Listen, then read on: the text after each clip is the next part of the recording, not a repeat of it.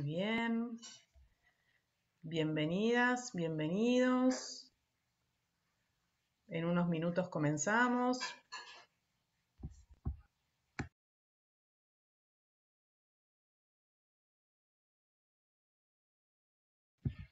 Hola, buenas. Bueno, le damos las bienvenidas a todos y todas a esta nueva panel del Sexto Congreso Nacional de Estado y Políticas Públicas. Vamos a esperar unos segundos que terminen de ingresar todos a la sala de Zoom para dar inicio.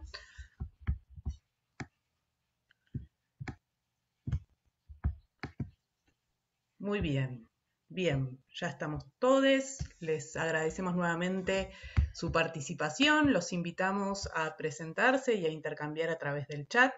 Vamos a dar inicio a el panel que se titula Un sistema político más inestable, el impacto de la pandemia en las relaciones de poder en la región. Mi nombre es Agustina Gradín y voy a coordinar este panel.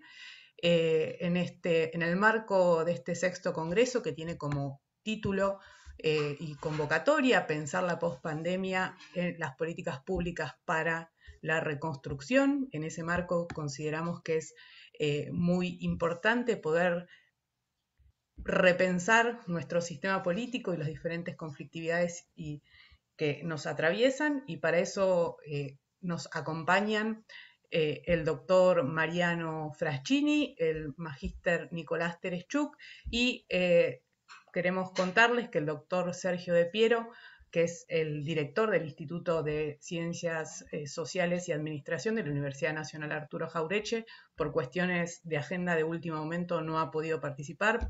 En su nombre pedimos disculpas. Le agradecemos igualmente el haber tenido la intención. Para nosotros, Sergio De Piero es parte del programa de la Maestría de Políticas Públicas para el Desarrollo con Inclusión Social del área Estudio y Políticas Públicas. Era parte de este panel. Lamentablemente no va a poder participar, pero queremos extenderle a todos sus disculpas.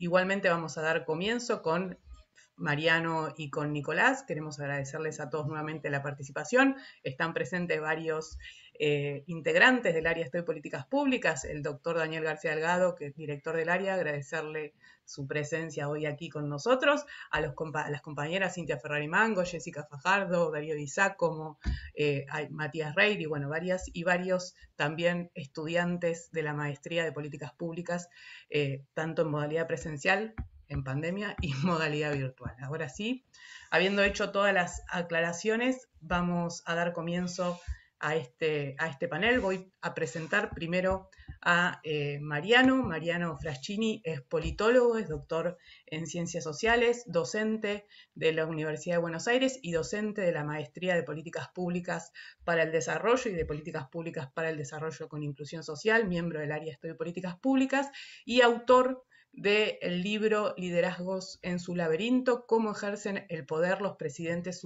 sudamericanos en el siglo XXI, de la editorial Prometeo, al cual recomendamos a todos su lectura. Y también lo vamos a presentar a Nicolás Tereshchuk. Nicolás también es politólogo de la Universidad de Buenos Aires, es magíster en Desarrollo Económico, es miembro de la maestría, es docente de la Maestría de Políticas Públicas para el Desarrollo con Inclusión Social desde nuestros inicios, hace ya más de 10 años, y actualmente es director nacional de Relaciones Parlamentarias de la Jefatura de Gabinete de la Nación. A Mariano y a Nicolás, muchísimas gracias por estar hoy aquí con nosotros, por participar del Congreso. Le vamos a dar la palabra en primer lugar a Mariano. Mariano, te escuchamos. Estás muteado, Mariano. Ahora sí. Bueno, desde ya, agradecer a Flaxo la invitación. Para mí siempre es una alegría participar de esta facultad tan prestigiosa, de trabajar en ella, de tener tan buenos compañeros y compañeras, tanta buena gente. Así que para mí siempre me produce una alegría formar parte, digamos, de Flaxo y de todo lo que tiene que ver con sus iniciativas y sus actividades, ¿sí? A diferencia de Agustina, yo no lo voy a perdonar a Sergio De Piero porque no vino, y la verdad que además es un amigo y fue el que dio, digamos, letra, podemos decir así, al título, ¿no? La composición, música y letra, ¿no? Como se le dice, de un sistema político más inestable, el impacto de la pandemia en las relaciones de poder en la región, así se llama el panel. Bueno, fue una elección que con Nicolás compartimos, de Sergio, que nos pareció bastante oportuno para el momento en que vivimos. Bueno, para dar respuesta a este interrogante, que creo que es un interrogante que tienen que entrar todos y todas, ¿no? En este contexto tan complicado, tan difícil, en muchos aspectos económicos, sociales, hasta psicológicos, dar respuesta a esto, ¿no? Se trata hoy, producto de la pandemia, que los sistemas políticos en la región, en América Latina, se han convertido en más inestable que antes, han devenido o ha devenido a esta inestabilidad sistémica en la región a partir de marzo del 2020 con el inicio de la pandemia, o hay vasos comunicantes que justamente la ligan a esta inestabilidad con tiempos más recientes prepandémicos. Un poco la formulación de la pregunta, ¿sí? El interrogante que nos planteamos es justamente para que esto se pueda debatir. No venimos acá, ni Nicolás ni yo, a plantearles verdades reveladas, ni decir esto es de esta manera, porque estamos viviéndolo. Y de hecho, por el simple hecho de estar viviendo el proceso, es muy difícil adjudicar determinadas certezas a este momento histórico, ¿sí? Y esas certezas que sean incuestionables. Lógicamente nosotros tenemos, como se llaman, algunas verdades relativas, o algunas cuestiones que queremos poner sobre la mesa, y que nos parece interesante hacerlo en este ámbito, que vuelvo a repetir, uno lo vive con mucha gratificación, y aparte veo que hay mucha gente amiga, alumnos, conocidos, y bueno, de esa manera poder debatirlo, porque al fin y al cabo ese es el aporte que esta mesa se plantea, el debate. Así que vamos a tratar de nuestras exposiciones hacerlas más cortas para que haya un ida y vuelta, que es lo que más nos interesa. En primer lugar, para dar una respuesta a esta pregunta, permítanme este gran paréntesis que voy a hacer. Uno tiene que ir hacia atrás en el tiempo. Es necesario poner en contexto las etapas que ha vivido la región desde el retorno a la democracia en los 80, para de esa forma circunscribir los últimos 5 o 6 años en nuestra región, en las cuales estamos incluidos en la pandemia, para poder caracterizarla o no caracterizarla como una nueva etapa, yo diría a primera mano, ¿no? A primera vista, indescifrable, o al menos muy difícil de categorizar.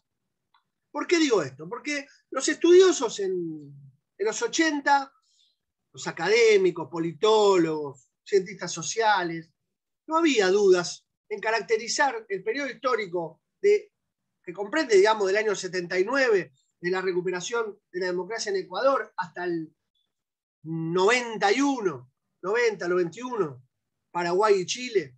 Todo el proceso que se llamó transición a la democracia es prácticamente muy escasamente puesto en duda en términos de su caracterización. Los 80 fueron los años de transición a la democracia. Años de una doble crisis, política y económica. Política en términos de cómo esa transición se hacía efectiva, cómo se mantenía el régimen democrático en países donde los militares se fueron condicionándolo, caso Chile, en menor medida Brasil.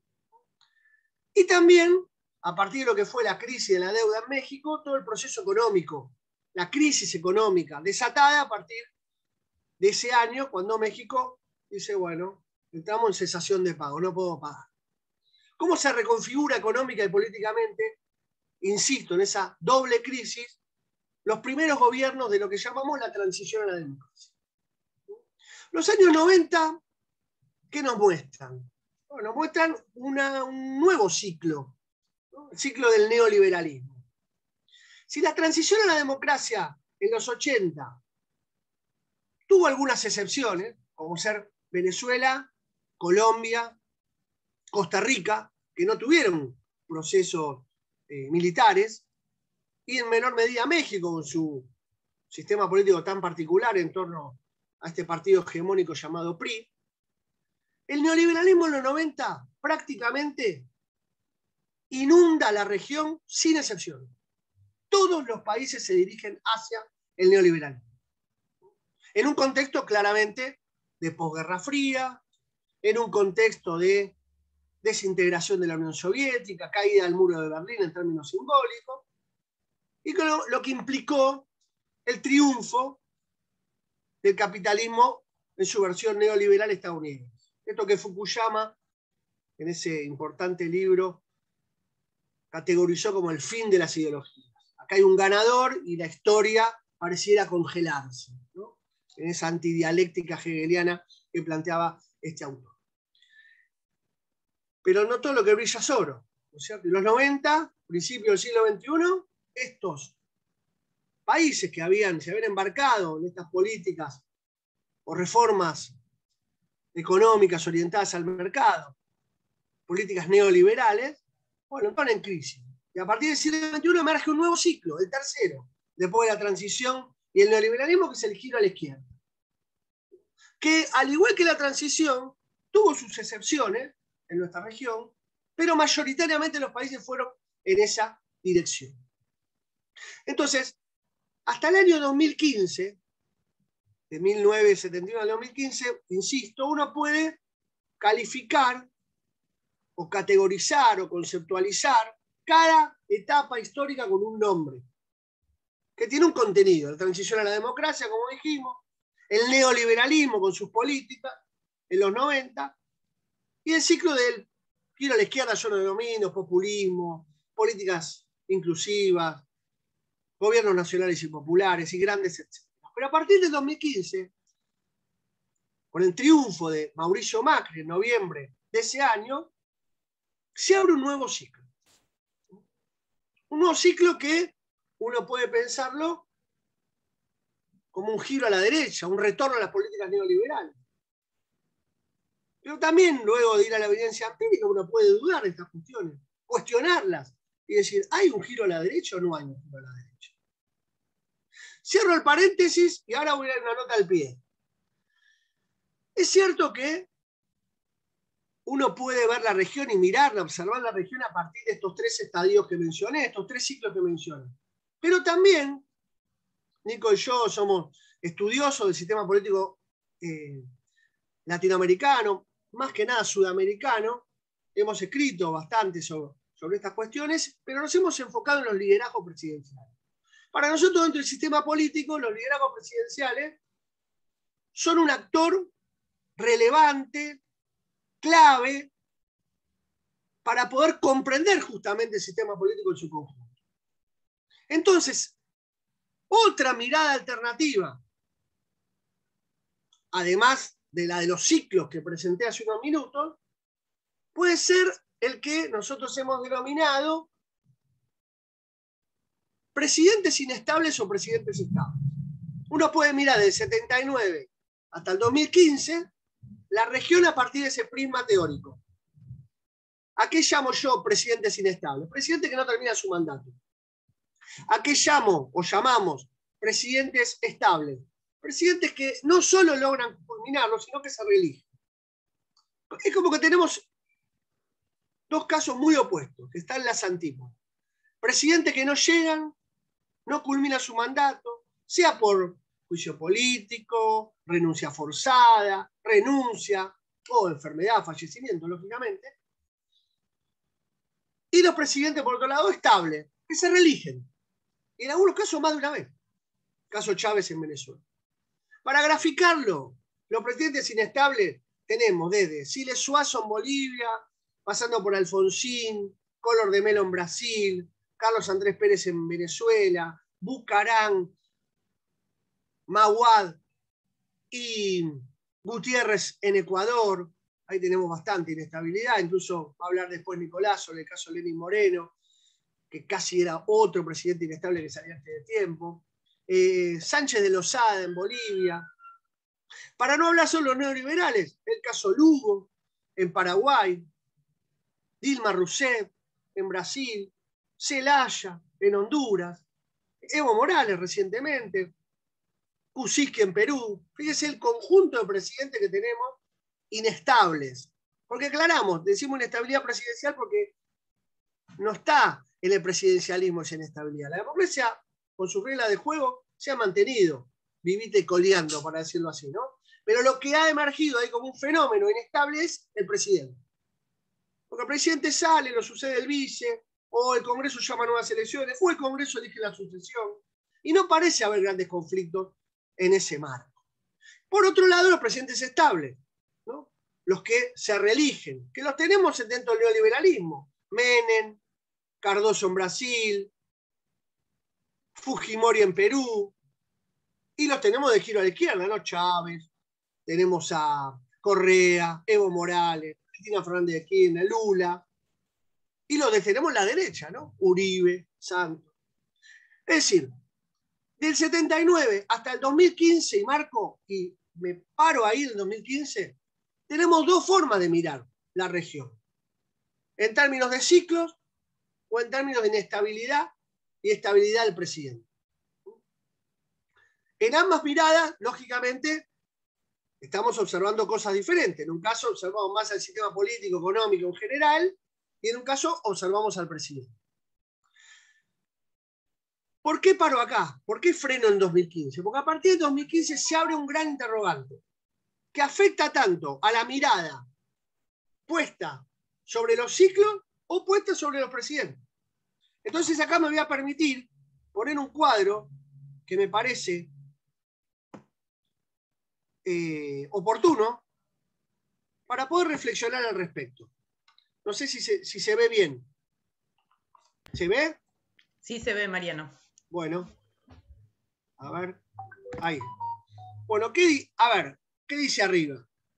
Elecciones presidenciales en América Latina en el lapso 2015 y 2021. Como les dije, vamos a observar qué pasa a partir del 2015 hasta el 2021. Son solo elecciones de presidente.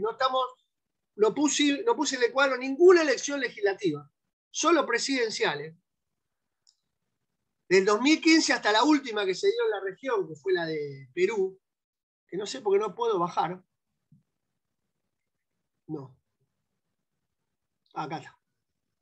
Ahí está. ¿Sí? Vamos a dejarlo acá igual. Ahí vamos a dejarlo. Que fue la de Perú, a partir de un conjunto de variables. ¿Por qué me voy a la prepandemia? ¿Por qué no respondemos, ¿no? El pregunto, ¿no? Digamos, más inestable a partir de la pandemia. Adelanto un poco la hipótesis, porque vamos a observar que hay cierta continuidad. No es que la pandemia vino a poner sobre la mesa algo que no estaba. No, la pandemia ha venido en todo caso, me adelanto ya en la hipótesis, a reforzar algo que ya existía. ¿Qué es eso que ya existía? ¿No? La inestabilidad política. Y esto, que lo hemos estudiado con Nicolás bastante, siempre, como toda hipótesis, hay que respaldarla por los datos, por la empiria. Así que acá yo les presento este cuadro en el cual nosotros pusimos, obviamente, el país, el año de la elección y el ganador. Fíjense que las dos primeras, digamos, la cuarta y quinta vertical sería, pero ya las primeras variables, si es el presidente que ganó tiene una orientación ideológica neoliberal o no. Y en el cuadrante de al lado, o sea, en la quinta columna, nos preguntamos acerca de si la propuesta neoliberal efectivamente desplaza o no desplaza el giro a la izquierda. Porque una cosa es que gane un presidente neoliberal, por ejemplo, lo vamos a ver Santos. Santos sucede a Uribe, pero ambos son neoliberales. No es que gana Santos, entonces el triunfo neoliberal implica, ¿no?, un cambio de ciclo. No. La pregunta que hay que hacerse es, ¿los triunfos neoliberales desplazan del gobierno a la izquierda o el giro a la izquierda o no? Porque eso me va a dar mucha más información acerca de si la primera mirada, ¿existe el ciclo o no existe? Si hay un ciclo a partir de 2015 de retorno a las políticas neoliberales de derecha o no. Por otro lado, nosotros agregamos en par, digamos, en términos de dos caras de la misma moneda, propuesta opositora, fíjense que se trata de la sexta columna, y reelección presidencial. ¿Por qué agregamos esto?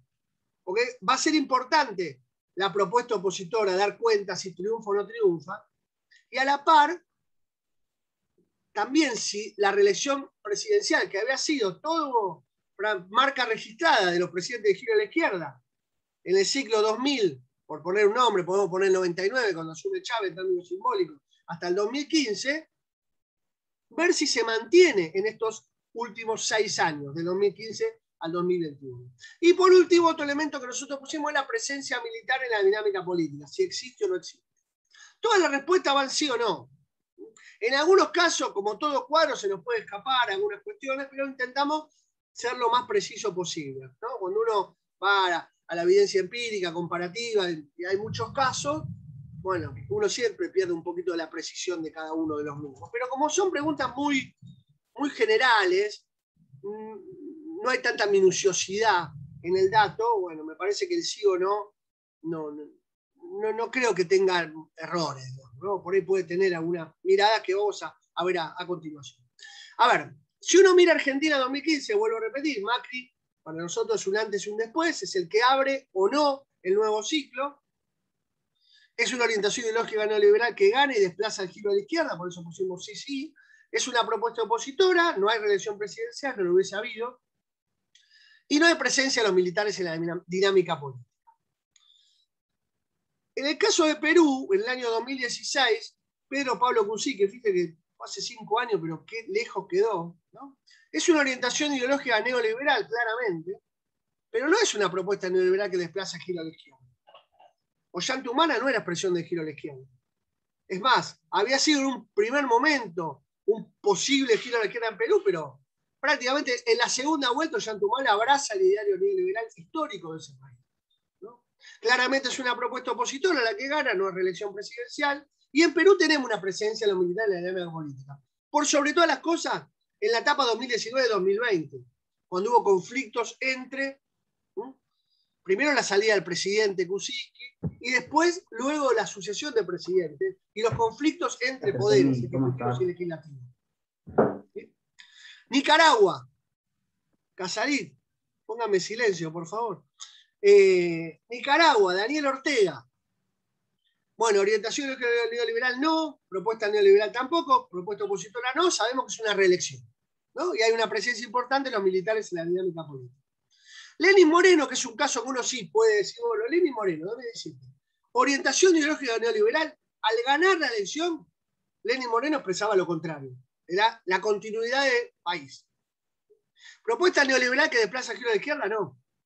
En el ejercicio del gobierno, sí, pero no en la victoria electoral. Y a eso nosotros estamos observando.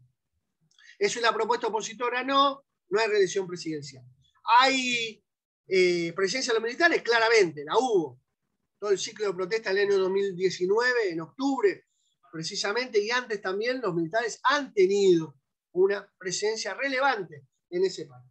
El caso de Chile, 2017, orientación neoliberal, sí. Podemos decir que Chile tiene todo el sí que tiene Mauricio Macri en Argentina, ¿no? Porque desplaza a Bachelet, desplaza el giro a la izquierda chileno. Estamos siendo muy generosos con el giro a la izquierda en Chile, pero bueno. Y es una propuesta opositora. No hay reelección presidencial, en ese país no la hay hasta ahora, y la presencia de los militares, lo hemos visto en los últimos años, ha sido muy importante en Chile. Costa Rica, 2018, voy a hacerlo un poco más veloz. Orientación ideológica neoliberal en Costa Rica, no. Bueno, propuesta por supuesto no. Propuesta opositora no, es el oficialista PAC el que logra triunfar en Costa Rica. No hay reelección presidencial ni presencia de los militares en la dinámica política. Paraguay, fíjense qué interesante, el año 2008 gana Mario Abdo Férez, orientación política ideológica neoliberal claramente, pero no se trata de un giro. Abdo reemplaza a Cartés, que es dentro del mismo Partido Colorado, ¿sí? Más allá de las fracciones diversas, antagónicas u opositoras dentro del Partido Colorado, no deja de ser un partido de dos liderazgos que abrevan en la ideología neoliberal. No hay una propuesta opositora ganadora, bueno, El resto no lo voy a leer. Voy a leer más que nada los dos primeros para no hacerlo tan digamos, tan lento. Después vino el Venezuela, en 2018, la reelección de Maduro. Obviamente no es una propuesta neoliberal ganadora ni que desplace, sino que es una reelección. En 2018 Iván Duque triunfa, ¿no? con las vestimentas del uribismo, reemplaza a Santos, pero hay una continuidad, como se observa, del neoliberalismo, y hay una importante presencia, lógicamente, de los militares en la dinámica política, al igual que el caso Ecuador y chileno. El caso colombiano ha sido, durante el año 2019, referentes empíricos en lo que estamos hablando, que los militares han tenido una intervención política o intervención, si quieren, a secas, sin adjetivos, muy importante y que le ha dado estabilidad a esos presidentes que han estado, ¿no? Esto que estoy diciendo ahora lo va a retomar Nicolás, así que yo lo dejo ahí. El caso mexicano, López Obrador, al contrario de lo que venimos viendo acá, del triunfo neoliberal, es un triunfo no neoliberal, de hecho desplaza al neoliberalismo abierto por Sánchez de Gortari en el 88, prácticamente 30 años de neoliberalismo en México, lo corta justamente AMLO, ¿sí? El caso de Brasil, Jair Bolsonaro, orientación neoliberal, sí, y nosotros no creemos que haya una propuesta que haya desplazado al giro de la izquierda, porque Bolsonaro no sucede a Dilma Rousseff. Bolsonaro sucede a Temer. Temer tuvo prácticamente 2 años de gobierno, donde ya se iniciaron estas políticas neoliberales que Bolsonaro profundizó en algunos aspectos y en otros no. El Salvador, bueno, Bukele, tan particular presidente salvadoreño, al igual que Argentina y al igual que Chile, en este caso tenemos sí, ¿no? Sí a la orientación neoliberal, sí a la orientación neoliberal que desplaza el giro a la izquierda, sí propuesta opositora, en un país donde, bueno, también hay una presencia militar bastante importante. Después vino el caso argentino, Alberto Fernández, al igual que AMLO, ¿no? Desplaza al revés, en este caso a un neoliberal. Después vino el caso de Bolivia, con el triunfo de Evo Morales, ¿no? Que fue una reelección, al igual que estoy pensando que la Honduras no lo mencioné, bueno, pero igual que la de Honduras, igual que Nicaragua, igual que Venezuela, la de Evo Morales era la 4ª reelección. Fíjense que las 4 reelecciones muy cuestionadas, la última inclusive derivó en un golpe de Estado. Y llegamos a, bueno, Uruguay con la Palle Pou también en 2019, al igual que el caso argentino 2015, chileno 2017 y salvadoreño 2019, en Uruguay ahí sí observamos que hay un triunfo neoliberal que desplaza, ¿sí? En el caso uruguayo al Frente Amplio. Y después vienen las 3 elecciones de la pandemia. Y si se fijan bien, las 3 elecciones ganan de todos los colores. En 2020, un triunfo contundente de Arce, obviamente una propuesta no neoliberal, lógicamente, de hecho desplaza a un gobierno de facto como el que encarnaba Jeanine Áñez. En 2021 tenemos el triunfo de Guillermo Lasso, ¿no? Que obviamente es una propuesta neoliberal, pero que no desplaza al correísmo, desplaza al gobierno de Lenín Moreno, que ya había abrazado el ideario de derecha en ese país, pero no dejaba de ser una propuesta opositora, como Arce en Bolivia. Y el caso de Perú, acá dice Castillo Fujimori, perdón, hay un error mío acá, tenía que haber tachado Fujimori, orientación ideológica neoliberal, no, propuesta neoliberal tampoco, pero sí una propuesta opositora. Para ir terminando, si ustedes se fijan, dejé para el final esto, miren lo que arrojan los datos. Del 2015 al 2019 nosotros tuvimos 19, hasta el 2019, hasta el 2021, ahí hay falta de actualización por parte mía. 2021 tenemos 19 elecciones. Fíjense qué paradójico. En 10 de las 19 ganan las propuestas neoliberales. O sea, en la mitad ganan las propuestas neoliberales. Pero cuidado, porque solo en 4 de esas 10, menos de la mitad, ese triunfo neoliberal implicó el desplazamiento de las políticas de giro a la izquierda o de los presidentes de izquierda. Esos 4 ya sabemos cuáles son y los mencioné. ¿Sí? El caso de Macri, el caso de Piñera, el caso de Bukele y el caso de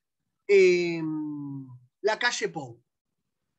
El resto fue triunfos neoliberales que dan continuidad, son opositores seguramente, ¿no? En el caso de Duque era opositor a Santos en el clivaje uribismo-antiuribismo, pero dentro de la derecha se mantenía el mismo gobierno. Lo mismo sucede con Lenín Moreno, vuelvo a insistir, ¿no? Que había, vuelvo a repetir, abrazado las políticas neoliberales durante el ejercicio de su poder, con lo cual Ecuador había tomado ese rumbo que ahora Lasso lo sigue manteniendo, como obviamente hombre de la derecha tradicional ecuatoriana. Y lo mismo con Bolsonaro, como les comenté, que había sido una interrupción presidencial, una inestabilidad presidencial debido a juicio político, y Bolsonaro, digamos, sucede a Temer, que no es que Temer es neutral, no había hecho nada, no, había empezado a tomar medidas en una dirección neoliberal. Ahora, estos 2 primeros cuadros que me muestran, bueno, el neoliberalismo, el ciclo del neoliberalismo, y yo lo pondría en un signo de interrogación. Esto que podríamos denominar junto a García Delgado y Gradín, este neoliberalismo tardío, y yo lo dejaría ahí.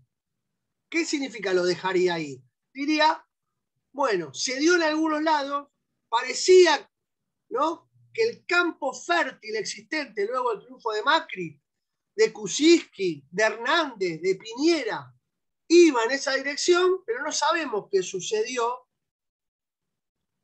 Pero este giro no acabó, no se desplegó como en los 90. De esto no digo más porque nuestro especialista Terechuk va a decir algunas cosas en relación a este punto en especial. Entonces, en cuanto a ciclo, no parece haber un ciclo claro de decir, no, hay un retorno a la izquierda o a las políticas de giro a la izquierda. No. ¿Hay un retorno al neoliberalismo? No. ¿Qué es lo que hay entonces? Bueno, vamos a ver el cuadro. Llegamos con el cuadrito en la 6ª columna. Propuesta opositora. Fíjense qué tenemos en cuanto a propuesta opositora. 12 sobre 19, es lo máximo que tenemos. En las 19 elecciones, 12 ganaron los opositores. Perdón. 12, disculpen, ganaron los opositores. O sea, más de la mitad.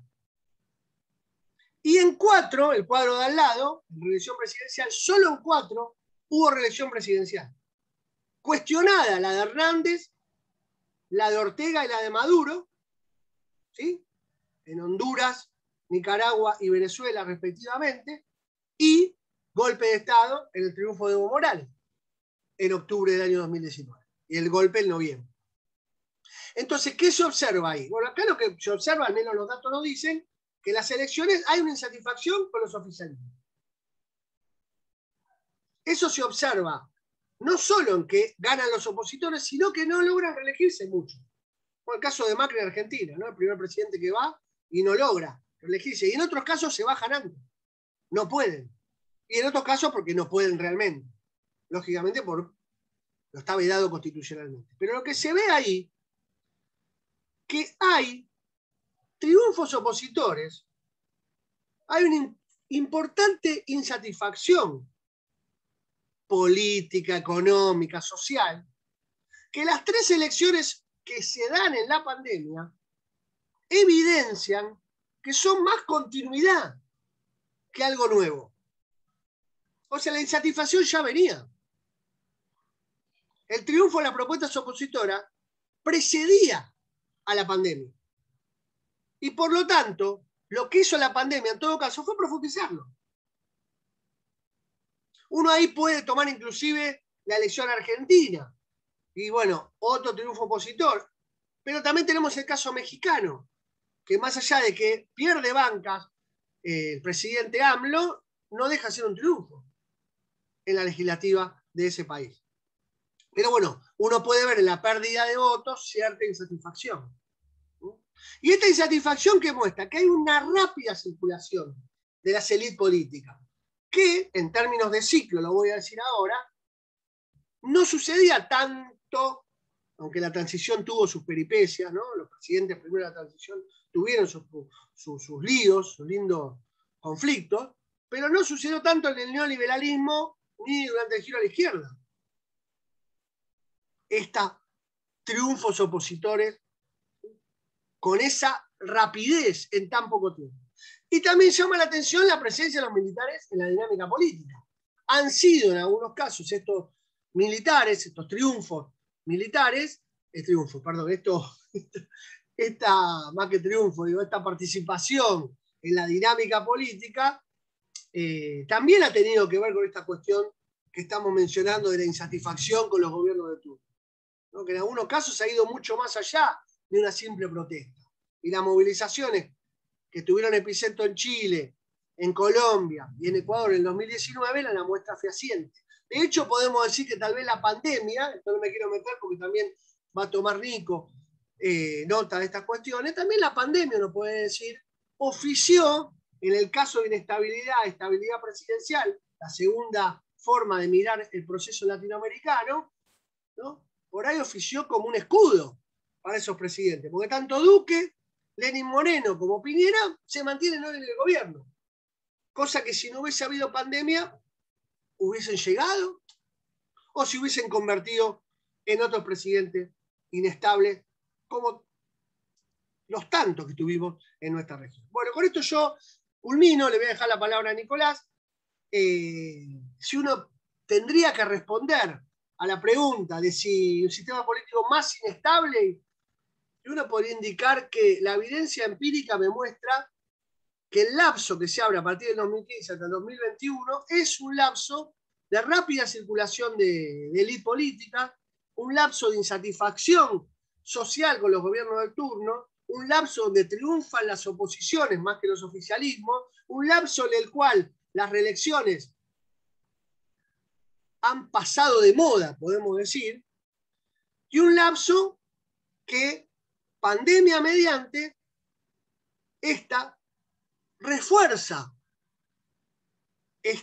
no podría llamar giro a este proceso, pero sí refuerza este momento de inestabilidad, si quieren, momento de grandes dificultades para clasificar a estos últimos años y un momento en que en América Latina priman más las incertidumbres que las certezas, ¿sí? Así que yo voy a dejar acá y voy a dejar en manos de mi amigo y colega Nicolás Terechú. Muchas gracias, Mariano, muchísimas gracias. Gracias por tu exposición. Antes de darle la palabra a Nicolás, unos avisos. Se está transmitiendo el panel por el canal de YouTube de Flaxo. Queremos agradecer quienes están a través de esa vía participando también del panel. Las y los invitamos a hacer sus preguntas por el chat de YouTube. A quienes estamos aquí en el Zoom, las y los invitamos también a hacer sus preguntas y comentarios a través del chat. Cuando finalice la exposición vamos a ordenadamente a abrir la posibilidad de intervenir.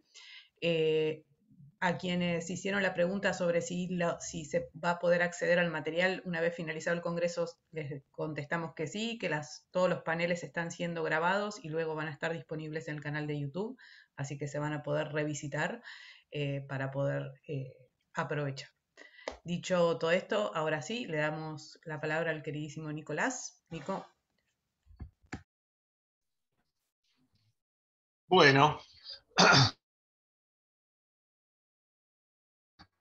Bueno, primero a Daniel, a Agustina, Alejandro, todo el equipo ahí, como siempre.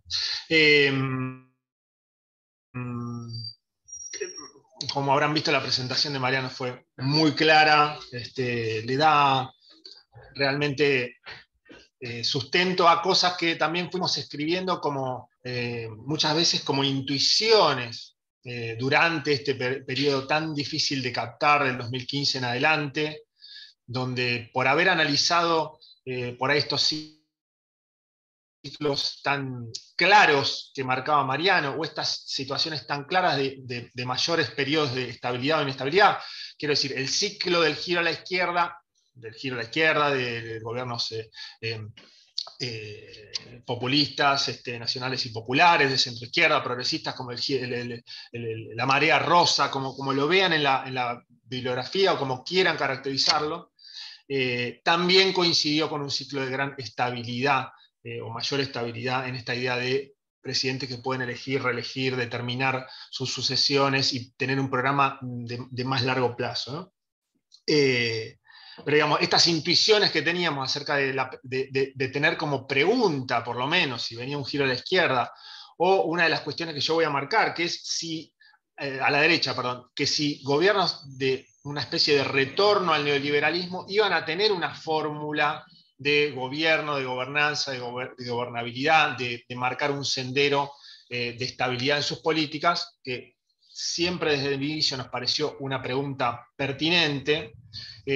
Bueno, como habrán visto en la presentación de Mariano, esto nos parece que se fue confirmando. Es decir, esa pregunta de si efectivamente teníamos o no un ciclo a la derecha, bueno, acá tenemos algunos elementos empíricos que nos hablan de algo más complejo, más diverso, más difícil de caracterizar y también más desafiante, me parece, en términos intelectuales para todos nosotros.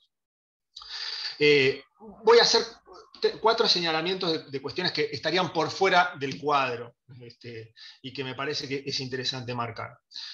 Una es el fenómeno que veíamos y que también viene de antes de la pandemia, de estos presidentes que se mantienen durante largo periodo de tiempo con bajos niveles de aprobación, ¿sí? Lo veíamos en el caso de Michel Temer, cuando reemplaza a Dilma Rousseff, recuerden ustedes que tenían bajos niveles de aprobación, escándalo de corrupción sobre su persona, y sin embargo el sistema, o había algo ahí que lo sostenía esos 2 años pico en los que desarrolló esa transición, inclusive con la posibilidad de implementar una serie de políticas en acuerdo con otros actores, ¿no? Pero que se mantenía, recuerden ustedes, con muy bajos niveles de aprobación. Esto se vio reforzado también, este nuevo fenómeno, digamos, los casos de Lenín Moreno en Ecuador, en toda esa parte final que tiene él, todo el proceso que tiene desde el año 19 Sebastián Piñera, y ato esto también con después la situación que atraviesa también Duque, ya un poquito más vinculado a la pandemia, digamos, y acá estoy hablando de países que, digamos, en la hipótesis que trabajamos con Mariano, en el marco teórico que trabajamos con Mariano, diferenciar a Chile y Uruguay como países de más alto nivel de institucionalización, con sistemas políticos que son o han sido, voy a poner algún asterisco sobre eso, más robustos, más, digamos, con una dinámica más que uno puede prever en el tiempo cómo se va a comportar, digamos, o cómo es la dinámica por lo menos, con partidos que son más sólidos, con una especie de apego a las reglas del juego en cuanto a cómo esas reglas se aplican más reforzado que en los demás países de la región. Y casos de otros presidentes como los de Ecuador o los de Colombia, digamos, en los cuales no, o el mismo Brasil, en los cuales eso no se da.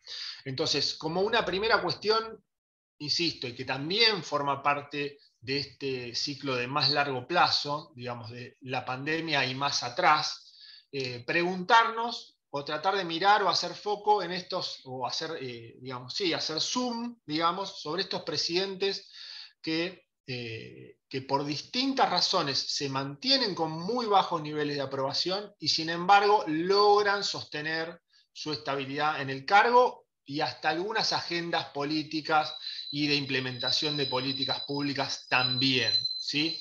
Entonces, parece ser un nuevo, o por lo menos en otros momentos de la región, uno tiene la hipótesis de que alguno de ellos habría caído o habría terminado antes su mandato y eso no termina ocurriendo. A eso hay que agregar, me parece, el otro gran tema, por supuesto, que atraviesa, que nuevamente viene de antes de la pandemia y está con la pandemia, que es los ciclos de protestas ciudadanas o protestas políticas en las calles muy relevantes. Este ciclo de importantes protestas y que va de la mano a la vez con, uno diría, bueno, en un país como la Argentina estamos acostumbrados a la protesta callejera, es una parte del repertorio político muy, muy acendrado, que ya lleva más de 20 años, pero también más también, muy, muy relevante, pero de la mano de la irrupción de las sociedades civiles como también un nuevo elemento, un nuevo lugar donde tenemos que, o podemos, o es interesante hacer zoom en esta región, en los casos de Chile y de Colombia. ¿Sí? Irrupción de la sociedad civil todavía más fuerte que lo que había sido las protestas estudiantiles ya en los gobiernos de Michelle Bachelet, sino este fuerte ciclo y sostenido de protesta ciudadana en Chile, que empieza en octubre del 2019, no había ningún virus, ninguna pandemia, y había esta situación novedosa, insisto, de irrupción de la sociedad civil chilena, y que lo tenemos también con la irrupción de la sociedad civil colombiana, ¿sí? En las calles, una cosa que realmente es Mariano, que es conocedor y estudioso del sistema político y social colombiano, es una novedad, yo diría, de las más importantes que tuvimos durante la pandemia como fenómeno político, digamos, en la región, realmente. No así, por supuesto, el ciclo de protestas ciudadanas en Ecuador. Uno es lo que esperaría, efectivamente, que haya protestas callejeras en Ecuador, por supuesto también en Bolivia. El otro elemento nuevo, novedoso, el golpe de Estado en Bolivia. ¿Sí? Tener claro esto, al marco general que señaló Mariano, de tenemos presidentes estables e inestables durante estos 30 y pico de años, pero la caída del presidente no implicó cambio del régimen político, como implicaba antes, digamos, de la década del 70 hacia atrás, cuando caía el presidente solía caer el régimen político democrático, las reglas del juego democrático también, y irrumpía un gobierno dictatorial, o digamos, o de ese tipo. Ese fenómeno no se había dado en Sudamérica para nada, ni tan cerca para nosotros en la Argentina como es un país vecino como Bolivia, y ahí tuvimos con claridad un golpe de Estado con todas las letras, ¿sí? Lo cual es un fenómeno a tener muy, muy en cuenta, de nuevo, a volver a hacer foco sobre qué ocurrió ahí, pero también tomar en cuenta en ese ciclo, en esos ciclos que van cada vez más rápido, bueno, de alguna manera, en ese momento uno hubiera esperado que le hubiera sido todavía más difícil al MAS poder rearmarse y rearmar una propuesta de poder y concurrir a elecciones y ganarlas, y sin embargo, bueno, en esta, voy a decir una palabra, esta calecita que está girando cada vez más rápido, logra un triunfo político muy, muy relevante, con apoyo, por supuesto, de la Argentina, que me parece que fue el gobierno argentino, que fue muy destacable la acción que tomó durante todo el proceso, etc. Pero quiero decir, otro elemento, estoy tratando de marcar algunas especies de, así como Mariano nos habla de una especie de continuidades, también algunos fenómenos nuevos, ¿sí? Sobre los cuales me parece que tenemos que tener una mirada también. El otro elemento que para mí es muy novedoso en este ciclo de malestar o de inestabilidades varias que estamos viendo en nuestra región es tomar siempre en cuenta lo que pasa en Estados Unidos. ¿Sí? Me parece que en Estados Unidos sí estamos viendo fenómenos nuevos. Digo, todo lo que significó el gobierno de Donald Trump en Estados Unidos, con muchos cambios que son siempre influyentes sobre la región, en términos discursivos, en términos de las agendas que se llevan adelante, en términos de la presencia o no que tiene Estados Unidos en organismos internacionales, de su agenda hacia el exterior, en términos culturales, diría yo, insisto con lo discursivo, lo cultural, las imágenes que se irradiaron durante de mucha violencia verbal y de otro tipo también durante el gobierno de Trump. Lo que vimos en la capital de los Estados Unidos a principios de este año. Amigos, amigas, chicos, colegas, compañeros, compañeras. la situación que vimos en el Capitolio en los Estados Unidos en enero de este año, ¿sí? Con una situación de protesta, de protesta que derivó en violencia física, con personas que murieron en ese lugar, con una investigación del Congreso que siguió adelante, con un presidente que no quería reconocer un resultado electoral. Eso no es algo que pasa por alto en este hemisferio occidental, en este hemisferio en el que estamos viviendo, ¿sí? En el cual el país de más peso son los Estados Unidos. No es irrelevante para esta región eso, ese tipo de cuestiones. Y por supuesto que tampoco es interesante todos los fenómenos que estamos viendo en Brasil, y que también se ven interconectados, ¿sí? Pero bueno, en Estados Unidos tuvimos un presidente que también concurre a la reelección y que no la logra, que es un fenómeno que se da cada tanto en Estados Unidos, pero es importante la palabra cada tanto, ¿sí? Cada bastante tiempo, no cada 4 u 8 años, sino cada 20 años, ¿sí? Entonces, eso es una cuestión muy relevante. Lo que irradió políticamente la derecha de los Estados Unidos es algo muy diferente, y eso impacta en nuestra región, ¿sí? Estos fenómenos que estamos viendo de derechas libertarias, liberales, muy agresivas en términos discursivos, con una cierta presencia en las redes sociales, impactos sobre jóvenes de sectores urbanos, digamos, distintos tipos de situaciones realmente que están siendo estudiadas, que también hay que ponerle matiz. Hablábamos con Mariano, también se habla mucho, y lo hemos leído de algunos colegas, y es verdad, en el análisis electoral, mucho del fenómeno Milei, pero poco del fenómeno o del buen desempeño que tuvo la izquierda en las últimas elecciones primarias. Pero quiero decir, todas estas cuestiones creo que son para mirar como, de nuevo, poder hacer un zoom, un foco, bueno, ¿qué consecuencias tiene cuando pasan estas cosas desde Estados Unidos hacia la región? Creo que es algo muy importante, y también lo que está pasando en Brasil. En Brasil también se habla de fraude, un gobierno brasileño que tiende redes políticas en la región. Yo, hace el fin de semana pasado, o el anterior, no recuerdo, podía ver al hijo de Jair Bolsonaro en un canal de noticias acá, una entrevista que dio en un canal de noticias de la Argentina, hablando perfecto español, hablando de cuáles son sus ideas, elogiando a Donald Trump, elogiando a algunos dirigentes, comillas, políticos de la Argentina, manifestando cuáles son las redes y vínculos de agenda y de participación en distintas redes políticas en nuestro país. Y quiero decir, eso no es irrelevante. Todo el fenómeno que se da en Brasil con un presidente que no tiene ni grandes niveles de aprobación ni bajísimos niveles de aprobación, sino que está ahí en una situación, digamos, muy, por lo menos endeble en algunas cuestiones, y que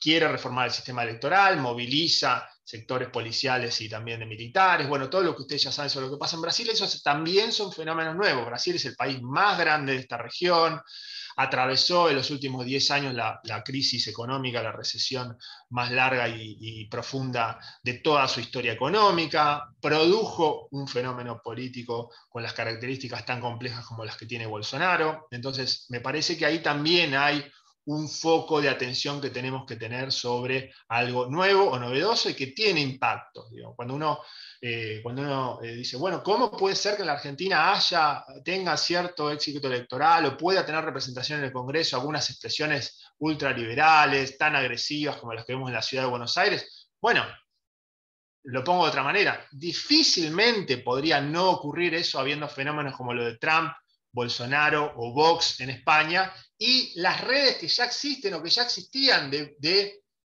apoyo, financiamiento, discurso, sostén, entre países como la Argentina, Estados Unidos y España sobre todo, pero también Brasil, podría uno decir, que es un país limítrofe y muy, muy, muy relevante en nuestra región.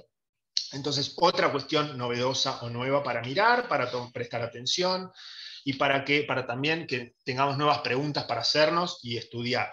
Y después el último, o los dos últimos temas que quería mencionar es la pregunta por esto que les decía de la alta o baja institucionalización, ¿no?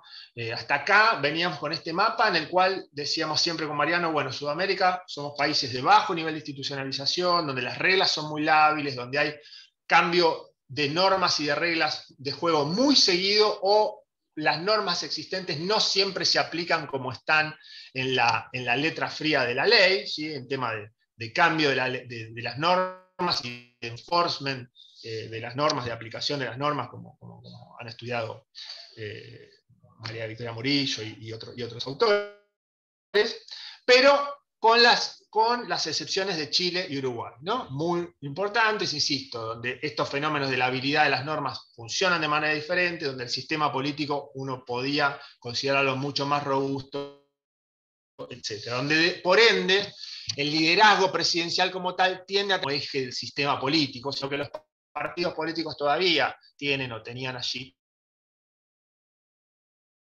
un peso relevante. Bueno, habrá que ver qué pasa con todos los cambios institucionales tan fuertes que está habiendo en Chile. En su sistema de partidos, con una nueva constitución, con la irrupción de la sociedad civil, digamos, como actor diverso también. Digamos, ¿qué pasa? Ahí me parece un signo de interrogación muy relevante. Y también qué pasa en Uruguay con una figura como Luis Lacalle Pou, que busca erigirse como un presidente de derecha, con una voz fuerte en la región, o más fuerte de lo que uno esperaría de un presidente uruguayo, quiero decir, con un cierto estilo, con una impronta de alguna manera iba a inventar una palabra, pero viste que siempre hablamos de este fenómeno que hay en Europa, Mariano, de la presidencialización de los parlamentarismos, ¿no? En Europa, que es un fenómeno que viene de lejos. Bueno, en Uruguay parece haber una liderazguización, ¿sí? De la política, digamos. Vamos a ver cómo funciona este nuevo liderazgo en un sistema que se centraba más en los partidos que en los líderes y que se centraba más en una estabilidad de ese sistema político y de la aplicación, implementación de reglas y normas que de otro modo. Como elemento importante, ya hay un ciclo también de protestas ciudadanas, digamos, van 3 paros nacionales contra lo que es la figura o las políticas de Lacalle Pou en Uruguay. Sin embargo, se mantiene con altos niveles de aprobación. Así que la pregunta por la institucionalización, me parece que, y las reglas en este momento tan movido de la región, me parece que es relevante. Lo mismo que ocurre en Brasil, digo, ¿hasta dónde va a llegar la baja institucionalización en Brasil? ¿Sí?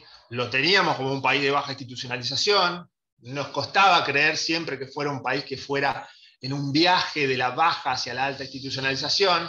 Esto ya creo que podemos efectivamente confirmarlo, pero ¿hasta dónde va a llegar esa labilidad, digamos, de las normas y de las reglas, siendo que hay un presidente que busca que sean cada vez más lábiles, ¿sí? Que sean cada vez más maleables, manipulables y cambiantes, con la intención de poder sostenerse en el poder, ¿no?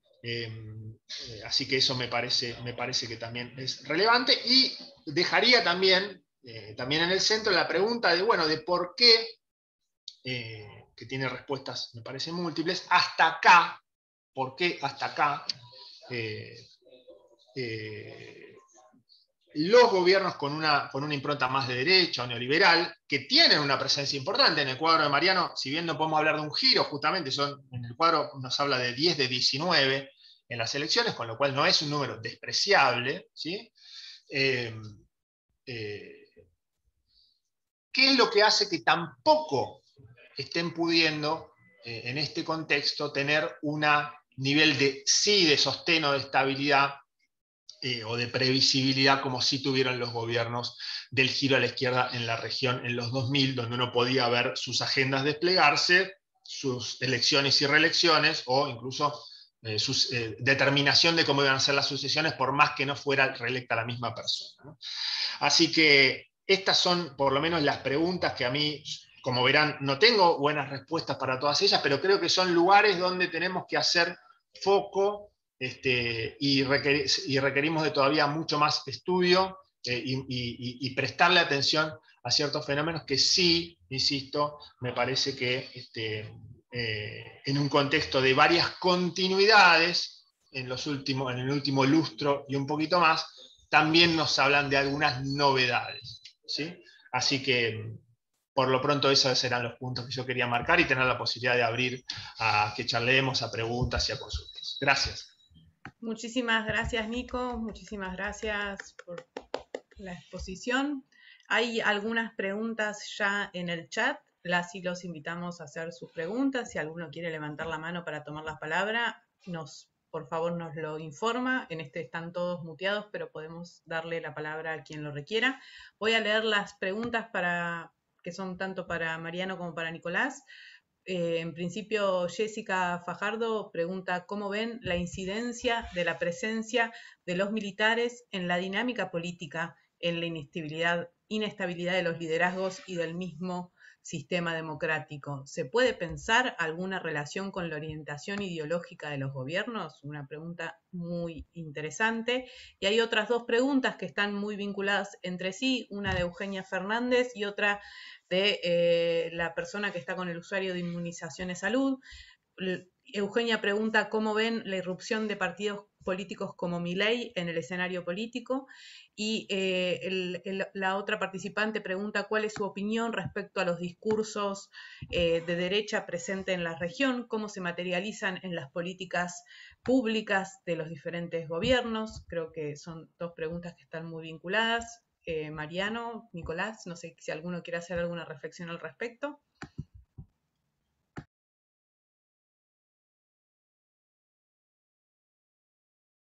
Estás muteado, Mariano.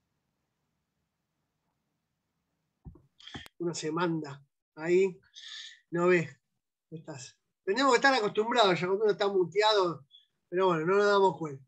Les decía, en el caso de la primera pregunta, ¿no? Digamos, la relevancia de los militares en la dinámica política latinoamericana. En primer lugar, debemos indicar que a diferencia, si se quiere, de los otros ciclos, de los otros momentos, y antes de la pandemia, en los años 2000, vuelvo a repetir, 15, 2019, se observó nítidamente esta, digamos, esta nueva relevancia que van teniendo los militares en la región. Eso está claro. ¿Pero por qué está claro? Está claro por varias razones. Jessica hacía mención a la ideología. Yo creo que vos tenés militares en todos los ministerios, o en la mayoría de los ministerios, y en las gobernaciones en Venezuela. Y tenés militares, mayoritariamente en los ministerios, como nunca antes en Brasil, ni siquiera en la dictadura de 64 al 85 en ese país. O sea, no solo tenés militares en las calles, ¿no? No hay militares en las calles reprimiendo o tomando, digamos, haciendo, no sé, acción social, sino que los tenés gestionando. En el caso de Bolivia, en 2019, directamente derribando a un presidente. Y poniendo, en términos simbólicos, la banda presidencial 2 días después, 48 horas después, a una sucesora elegida, podemos decir, semilegalmente. Poner una legalidad ahí que va en línea, como dijo Nicolás, con la democracia de baja institucionalización de nuestra región. Después tenés en Chile, en Colombia y en Ecuador unos militares, ¿no? En el caso colombiano tienen ya su historia, en el caso ecuatoriano en menor medida, ¿no? Y en el caso chileno sí la tienen también, que han sido protagonistas, para mí, excluyentes para que los presidentes de esos países se mantuvieran en el gobierno en ese contexto histórico. En el caso de Ecuador fue muy claro. En el caso de Chile, con su historia, vuelvo a repetir, y Colombia, en menor medida, pero también. Entonces, ¿qué significa en sí mismo esa relevancia de los militares en la dinámica política? Por ahora, nada. Cuando digo nada es, no pasa nada, está todo bien. No. Por ahora, nada que pueda observarse nítidamente, porque en Bolivia, un año después, recuperó el gobierno del MAS, ¿no? Y la pandemia mostró que esos militares que estaban en la calle reprimiendo, por la cuestión de la pandemia u otra, se han retirado. En el caso de Brasil y en el caso de Venezuela, mantienen. Y de alguna manera, hasta podemos decir, en el caso venezolano, le da cierta estabilidad al gobierno de Maduro. Y en el caso de Bolsonaro, tal vez en menor medida, también le da esa estabilidad. Entonces, por ahora hay que mirarlo. No hay, por lo menos mi concepto, no sé, Nico, si tiene algo al respecto que decir, pero mi concepto es observarlo, ¿no? Verlo. Más allá de eso no veo, por el lado de los militares. Y por el lado de las propuestas como la de Milei y como la de la derecha, bueno, si hablamos de Milei, hablamos de Argentina. Bueno, yo intentaría no darle más, iba a decir una frase de Perón, pero no da decirla ahora, pero no hay que darle más a Milei de lo que un Milei vale. La voy a parafrasear la frase de Perón. Me da la sensación de que, bueno, con el mismo énfasis que miramos la elección de Milei, yo miraría la elección de la izquierda en Jujuy, que sacó más del 20% de los votos. O miraría la elección de la izquierda a nivel nacional, que se consolidó claramente, al menos en esta paso, como tercera fuerza. O sea, yo dejaría que, para decirlo, el fenómeno Milei, yo dejaría que avance. Primero miraría cómo le fue la elección que viene ahora en noviembre, probablemente suba, dicen algunas encuestas, aunque las encuestas que se le puede crear menos, y después miraría qué hace la Cámara de Diputados. Va a ser uno más de los 257 que hay, diputados y diputadas. Y miraría después qué pasa. Hoy no diría nada. No, yo, a ver, como cientistas sociales que somos, todos y todas que estamos en esta sala, yo no me apresuraría cual periodista de actualidad en la categorización de los fenómenos.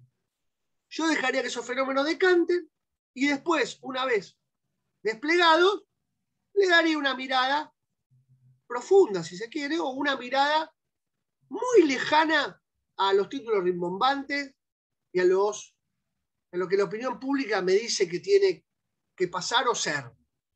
Entonces, yo lo dejaría ahí. No sé qué opina Nicolás. Por ahora, ¿no? ¿Nico? No, de acuerdo. Agregar una cuestión que también viene de hace tiempo, que tiene que ver con las fuerzas de seguridad, ¿sí? Recordemos también, en el golpe de Bolivia participaron fuerzas de seguridad también internas y ver cómo ese fenómeno que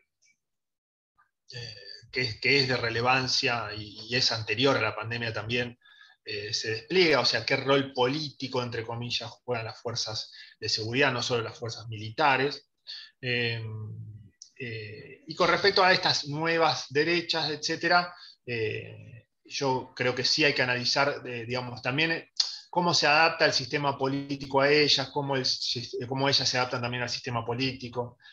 Ya veíamos estas declaraciones ahora hace muy poquito de, bueno, el centro, el sistema político, la parte del sistema político afín a la derecha, o sea, el líder del PRO, Mauricio Macri, la presidenta del PRO, Patricia Bullrich, hablando, tratando de captar ese voto, el mismo Milei diciendo que podría coincidir con algunos de esos actores, algunos de esos sectores.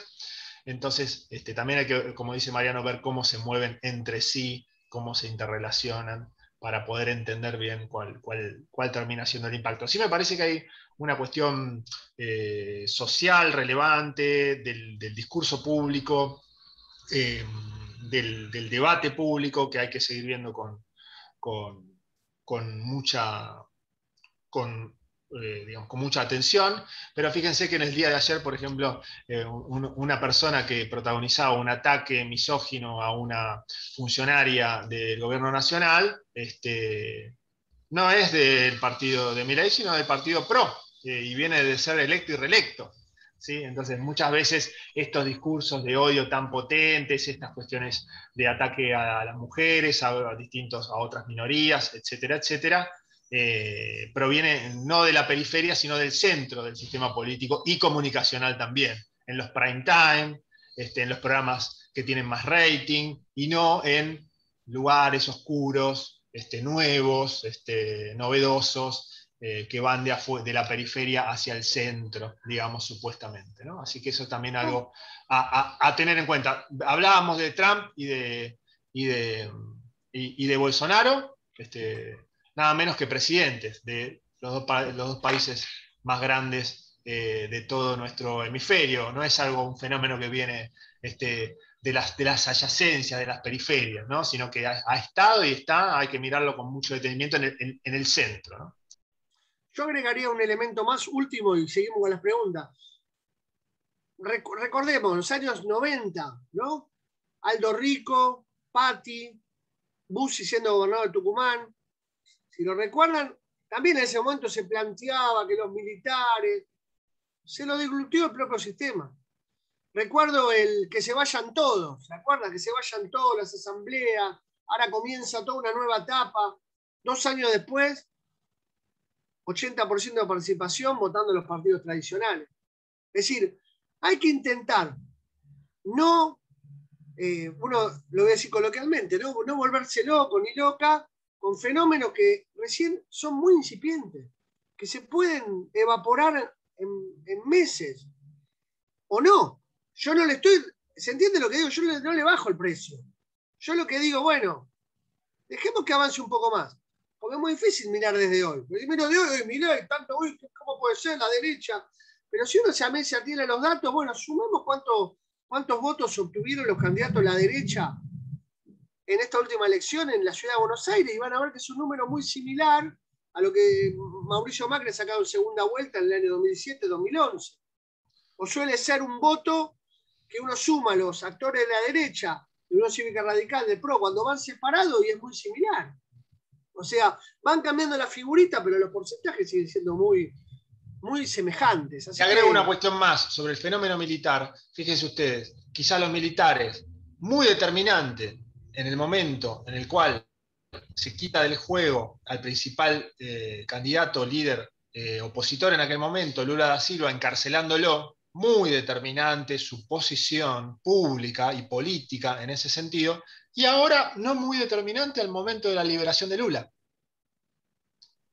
Muy determinante al momento de la caída mediante golpe de Estado de Evo Morales y no muy determinante al momento de la subida de Arce. Entonces, por lo que vemos también los militares van con unos vientos donde quizá también miran qué pasa con Donald Trump en un momento y miran qué pasa con Joseph Biden en otro.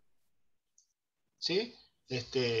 O sea, fenómenos que son multicausales, no ver a los militares como algo monolítico, determinado, digamos, y rígido en el tiempo. También hay vientos políticos que los hacen a esa institución y a esos integrantes de la institución moverse en un momento, por eso llamamos con Mariano esto muy fluido en términos políticos, como él lo mostró muy claramente en su presentación, muy fluido en términos políticos, donde es difícil sostenerse, donde aquel que parece el chico malo del barrio que se va a quedar para siempre, se le ha complicado.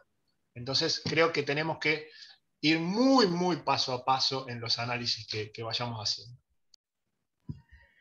Muchísimas gracias a ambos por sus respuestas. Ya para ir finalizando vamos a dar paso a la última pregunta. Lamentablemente nos quedaríamos horas conversando sobre estos temas. Creo que surgen en cada conversación nuevas preguntas y nuevas reflexiones.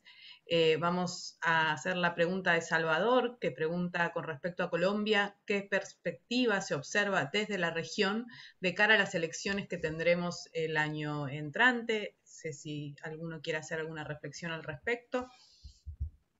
Y, a ver, en Colombia los datos que hay que tomar en cuenta son, primero, una elección de la izquierda, vamos a llamarla democrática para diferenciarle de la FARC y de la armamentista, que fue decía la elección de 2018, que fue una elección histórica, con el 42% de los votos en segunda vuelta. Gustavo Petro, digamos, es cierto, perdió por mucho, pero bueno, nunca la izquierda había sacado esa cantidad de votos. En segundo lugar, yo miraría también lo que te decía Nicolás, las movilizaciones en el país. Hay que tomarlas en cuenta. Es como que no se veía hace mucho tiempo. Movilizaciones hubo en Colombia, sí, aisladas en su momento, durante la década de los 80, 90 fueron muy difíciles por la violencia social, política existente, pero emergían, pero nunca en la modalidad que lo hicieron a partir de 2019, que fue mucho más organizativa, mucho más sistemática, y que han convocado prácticamente, para lo que es Colombia, multitud. El tercer lugar es que mirar bien el liderazgo de Duque, ¿sí? La verdad, Duque ha sido un liderazgo que nunca se ha podido sacar, ¿no?, las prendas del uribismo y de su propio mentor, de Álvaro Uribe. Con lo cual eso también habla de un presidente que, bueno, no llamaría débil, pero sí con problemas para legitimar su propio liderazgo, su propia presidencia. yo miraría eso y sería, acá habla, digamos, el Fraschini, podemos decir, no académico, miraría con optimismo el devenir del progresismo en Colombia. Pero bueno, falta mucho. Colombia es muy complicado. Ahí yo también incorporaría en el análisis de Colombia el rol de Estados Unidos. Prácticamente, podemos decir, el alineamiento histórico de ese país con Estados Unidos también hacen a Colombia un país muy difícil de modificar en términos ideológicos y muy complicado para que la izquierda pueda, como en México, como en Perú, bueno, vamos a ver qué pasa ahora con Castillo, romper ese ciclo neoliberal asentado durante mucho tiempo. Pero bueno, hay que esperar, falta mucho para el 2022, falta mucho para la elección.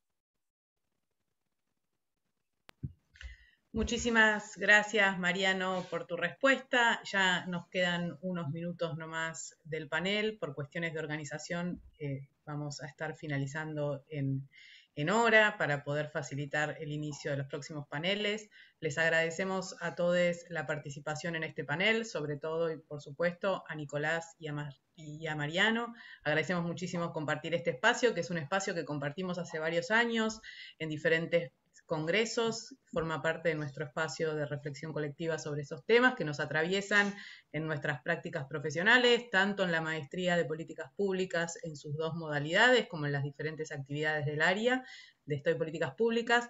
En el Congreso hay otros paneles donde seguimos trabajando estos temas, seguimos reflexionando sobre todos estos temas. Las y los invitamos a recorrer el programa y también los invitamos a un panel que está a continuación de este, ahora a las 14 horas, donde vamos a estar trabajando temas muy vinculados, que son los movimientos sociales y la gestión de la pandemia, los desafíos que generan en ese marco, en el marco del Observatorio de Políticas Públicas y Reforma Estructural y del Diploma de Organizaciones de la Sociedad Civil. Así que las y los invitamos a quienes quieran participar. Va a estar coordinado por Matías Reiri, que está aquí presente acompañándonos, y también a que recorran el programa y puedan seguir aprovechando todos estos espacios que nos permite el Congreso y la virtualidad. Muchísimas gracias a todas y todos, gracias por la participación, gracias a Flaxo Virtual por la asistencia. Queda el video grabado en YouTube para quienes quieran volver a verlo y nos estamos viendo pronto. Muchísimas gracias. Gracias a todos. Mariano, Chao. Gracias. Nico. Gracias.